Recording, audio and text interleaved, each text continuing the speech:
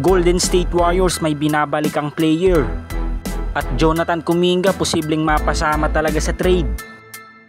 So matapos nga lang na makaabot ng Golden State Warriors sa second round ng playoffs this season, naasahan na nga ngayon ang malaki ang pagbabago sa kanilang lineup. Matapos nga lang na ma-expose muli ang small ball lineup ni Steve Kerr laban sa Houston Rockets at Minnesota Timberwolves.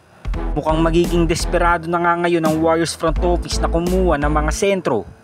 Dahil alam naman natin sa kultura ng Warriors paggamit nila ng small ball lineup, halos madali nga lang na nakakagawa ng adjustment ang kabilang team.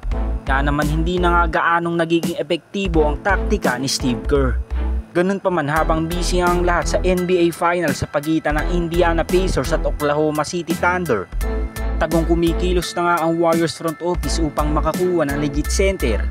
Dahil ayon nga sa latest report ni Bill Simmons, laki nga daw one chance na tanungin ng Golden State Warriors ang availability ni Lauri Markkanen at Walker Kessler sa trade. Dahil ang dalawang big man nga na ito ay makakapagbigay nga ng magandang spacing kay Steph at Jimmy Butler. Bukod nga sa spacing nilang dala ay makakapagbigay nga din sila ng depensa at scoring na kinakailangan talaga ng Golden State Warriors next season. Well, sa season ito, ang first time all-star na si Lauri Markkanen ay nag-average ng 19 points, 6 rebounds at 1.5 assists per game. Habang ang 23 years old big man naman na si Walker Kessler ay nag-average this season ng 11.1 points, 12.2 rebounds at 1.7 assists per game.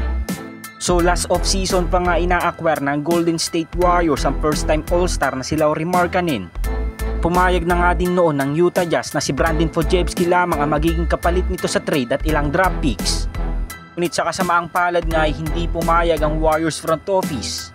Mas pinipili nga din nilang ipagtulakan si Jonathan Kuminga sa trade dahil sa pagiging free agent nga nito ngayong off-season. Well, sa pag-acquire nga ng Warriors kay Walker Kessler at Lauri Markkanen, kasabi nga nating hindi ito basta-bastang trade dahil napakalaki nga ng tsansa na mapasama sa package sila Brandon Podziemski, Trayce Jackson Davis, Moses Moody at lalong-lalo na si Jonathan Kuminga. Ayo mga lods, sino kay Walker Kessler at Lauri Markkanen ang nababagay sa Warriors next season? Comment down below lang mga lods.